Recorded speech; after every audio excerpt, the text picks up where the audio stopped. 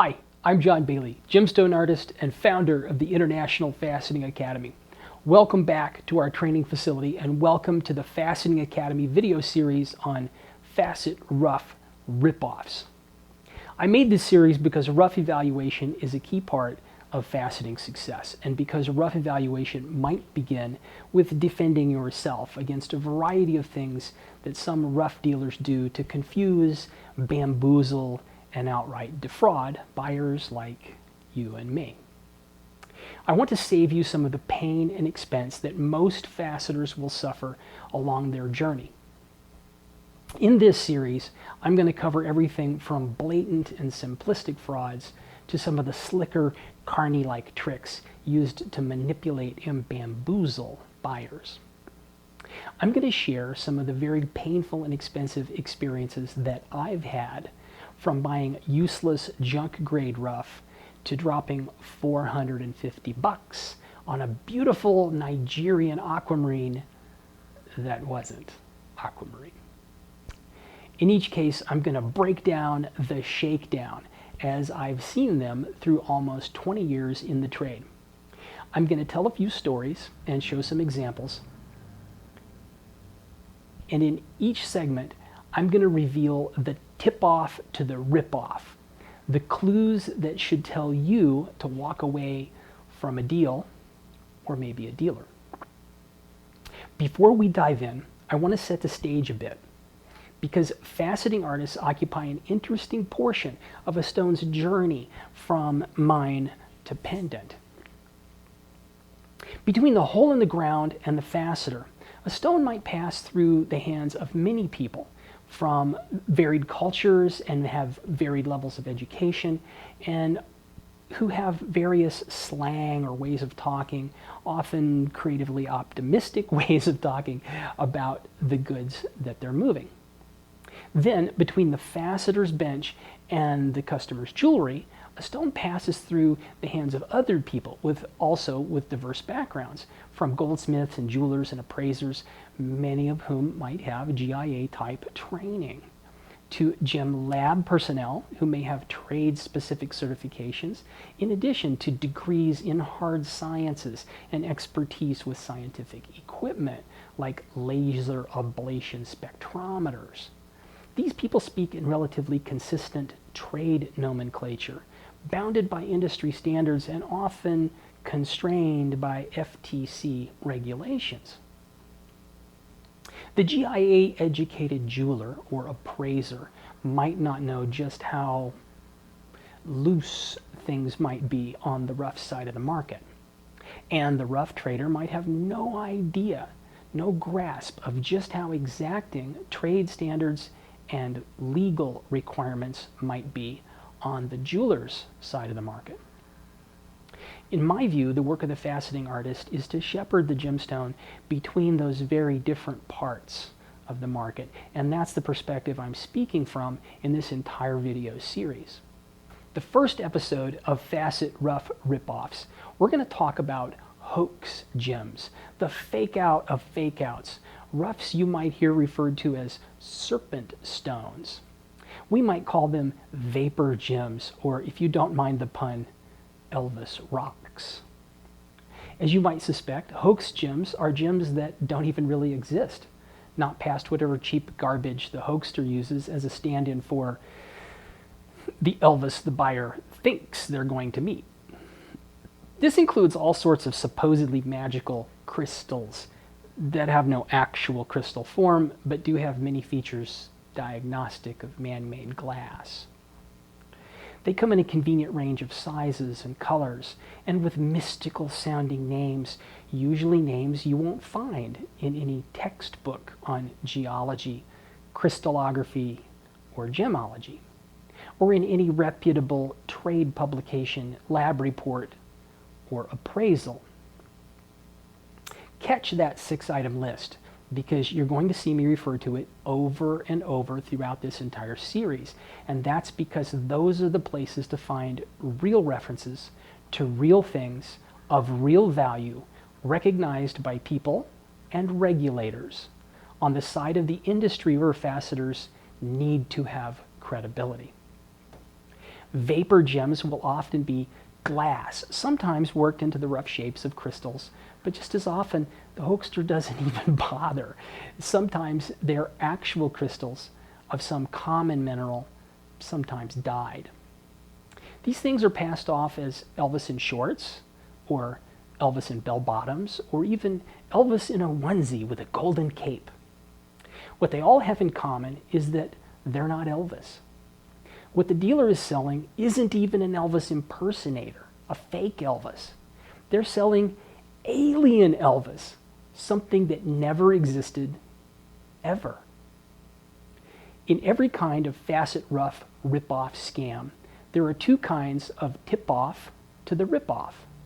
The first tip-off is technical. It's something you can detect with one of your actual five senses, not the extrasensory senses. So probably it'll be something you can measure, even if it takes a special tool to measure it. With Elvis Rocks, there are a few technical ripoff tip-offs. The first one is if it looks and feels like plastic or resin. And you might wonder what will happen if you put it in the flame of your lighter. You should probably be suspicious. Or maybe try to test that if the dealer doesn't panic and run away first. If the stone looks and feels like glass, especially if it has conchoidal fractures like these, or if it has round air bubbles like the ones in this glass marble, that sort of thing.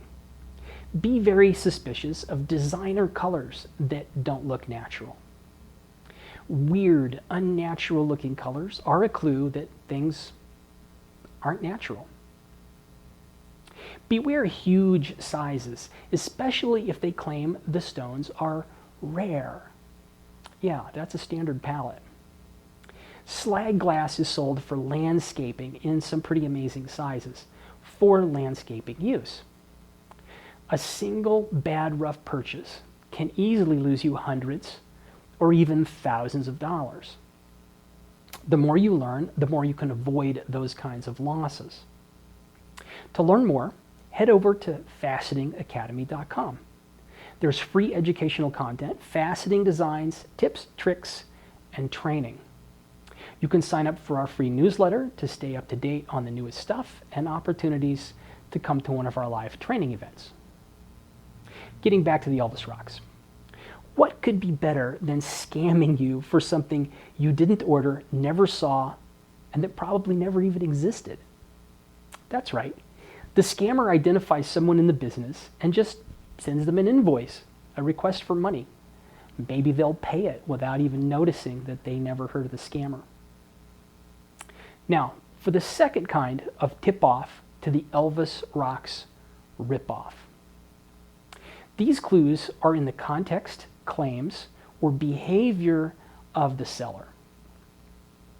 With Elvis Rocks, behavioral cues are actually the main and the easiest tip-off to the ripoff. And here's where you want to pay attention, because the tip-offs to the Elvis ripoff apply to many of the other Facet Rough ripoffs I'm going to talk about in this series. Contextual tip-offs to a Facet Rough ripoff include a sketchy venue. Is their store on eBay or Etsy? If you want to see what gem ripoffs really look like, go to Etsy or eBay and just search for Facet Rough gemstone. Scroll through the results. The last time I counted a page that returned 50 items in this search, 29 of them weren't Facet Rough. They were either blatant scams or trash grade specimens that can't possibly become faceted gems. If the dealer is at a show, are they in an unsanctioned area, like a parking lot, an alleyway, something that isn't really part of the show? Do they act like a crack dealer, looking around like they're expected to get busted any minute?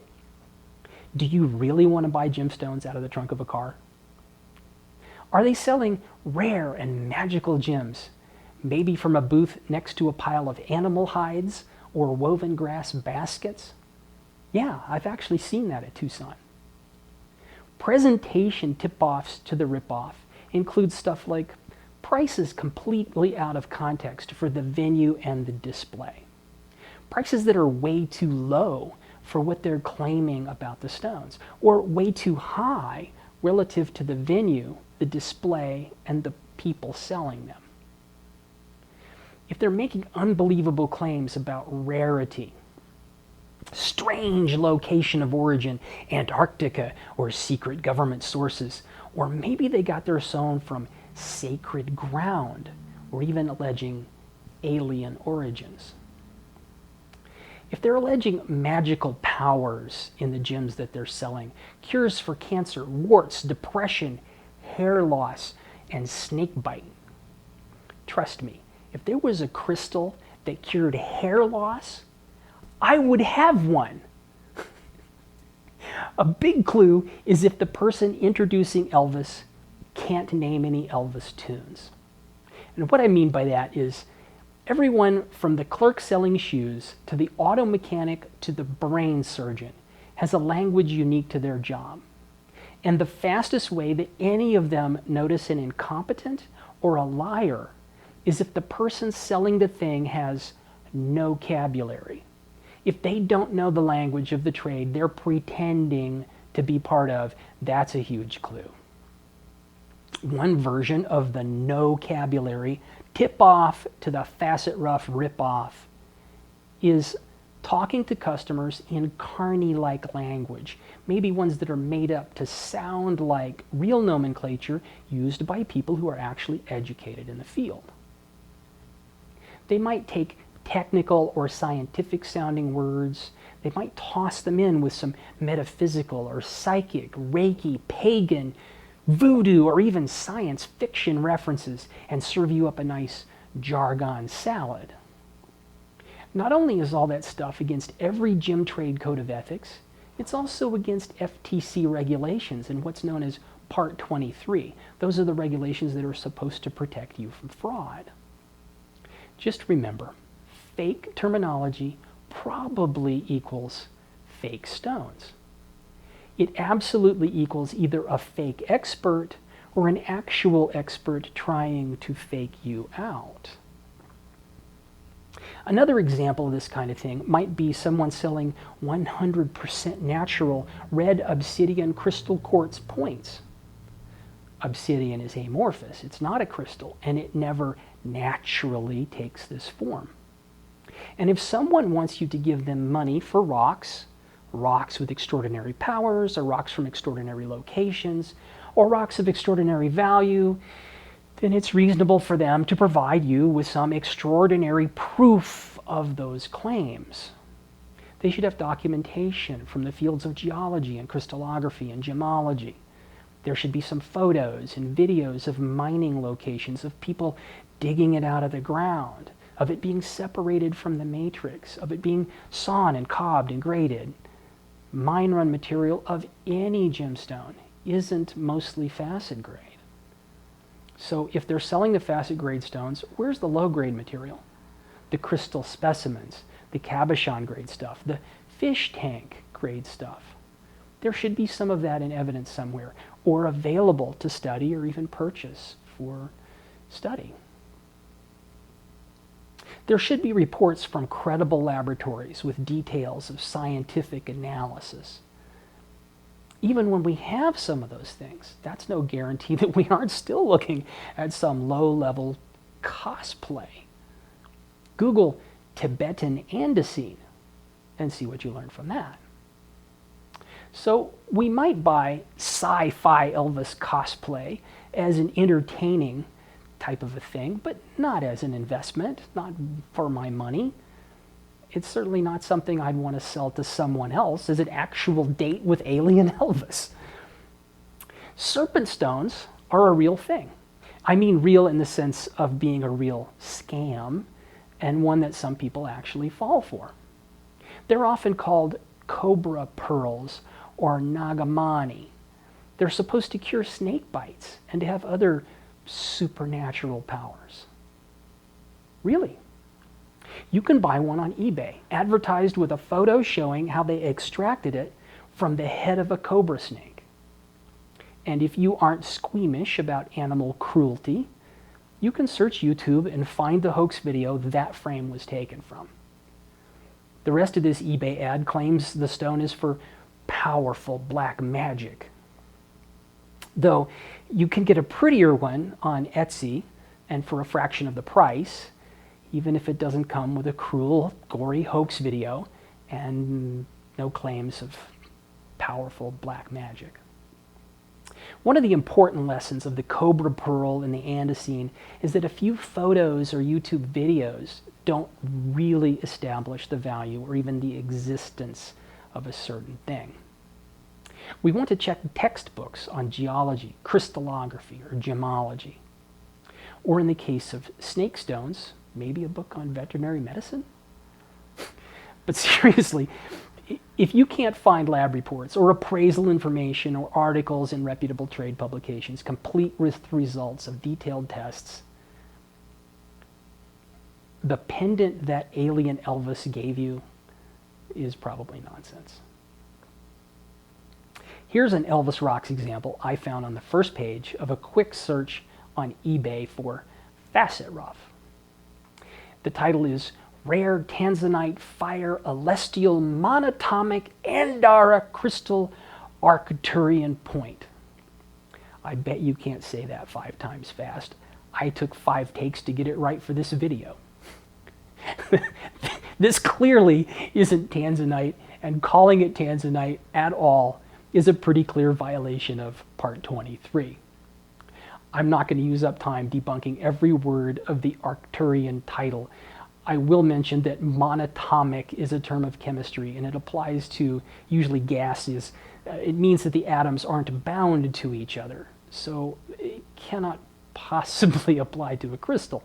And Arcturian is a reference to an alien life form that, according to the psychic Edgar Casey, takes time away from its home planet of Arcturus to visit Earth. As a learning activity, I suggest Googling each and every word of any gem product title or description that you don't know or understand, because the faster you learn to recognize nonsense, the faster you can filter out the quacks and the con men. These days, you can do this kind of instant search on your phone, and even while at a show, maybe right in front of the quack's booth. Another eBay example reads, Monatomic Andara Crystals Chakra Angel Healing Set New Aura Finds. It's claimed to be discovered, quote, around Mount Shasta on sacred ground. The seller says he experienced astral travel, angelic communication, and that the crystals made him one with the universe. Apparently, he no longer needs to astral travel, communicate with angels, or be one with the universe, because you can buy these crystals from him now on eBay. Here's a poster I photographed at Tucson Electric Park years ago, advertising pink Andara. Note the new agey word salad in the description. If you look closely at the product adjacent to the poster, you'll see the flow lines and bubbles diagnostic of man-made glass. Here's the poster I showed earlier, photographed at the same venue, now with the new agey word salad showing. And a chunk of Andara blue showing the price tag. How many tip-offs do you see in just the last 3 photos? On the technical side, we see conchoidal fractures, flow lines, bubbles, no apparent crystal structure in these crystals. If we research, we won't find any reputable scientific or gemological trade publications that give any credence to Andara crystal. There's no photos or videos of the mines on the sacred ground where it was supposedly extracted.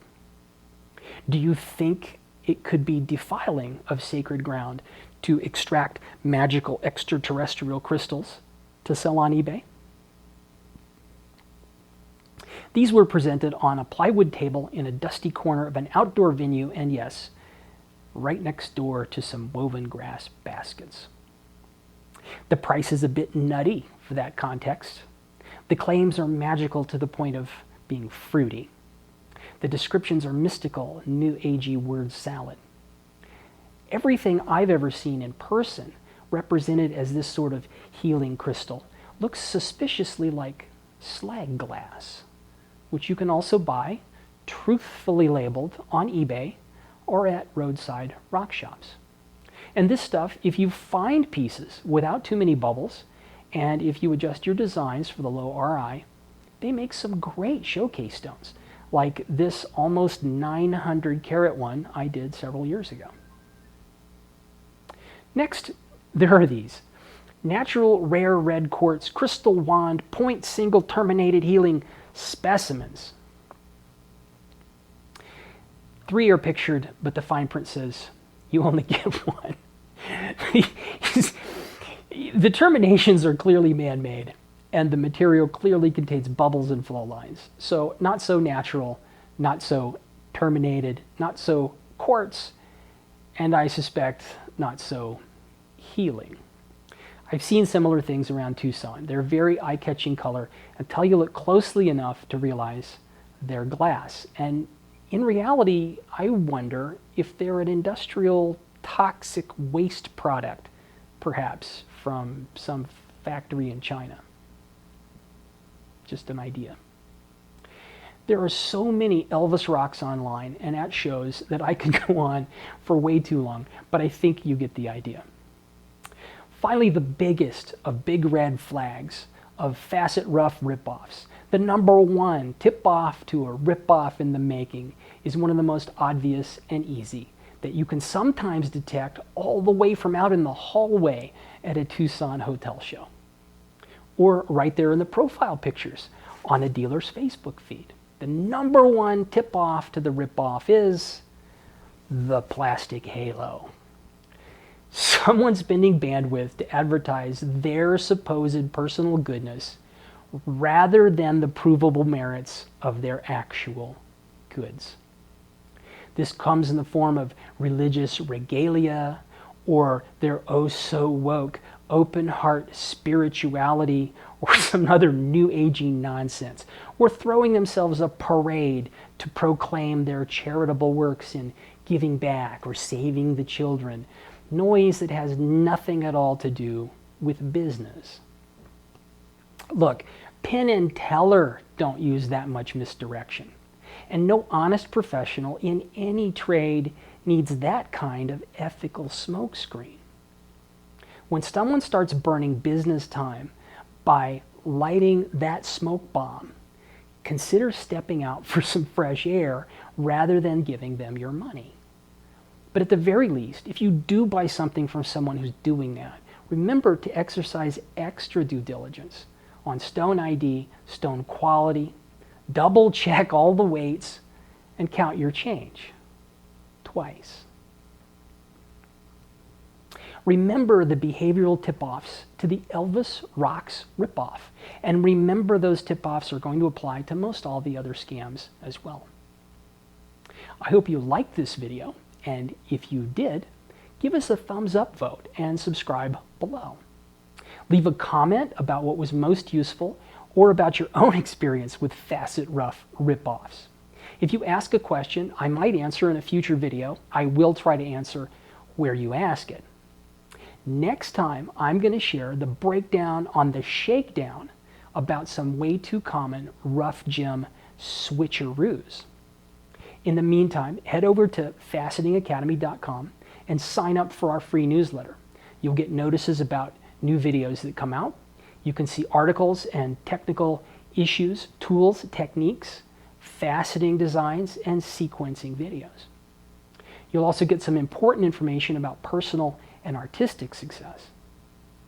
If you want to support more videos like this one and get a deeper dive into technical training and designs, join the membership area or enroll in one of our international resident training events. I'll see you there.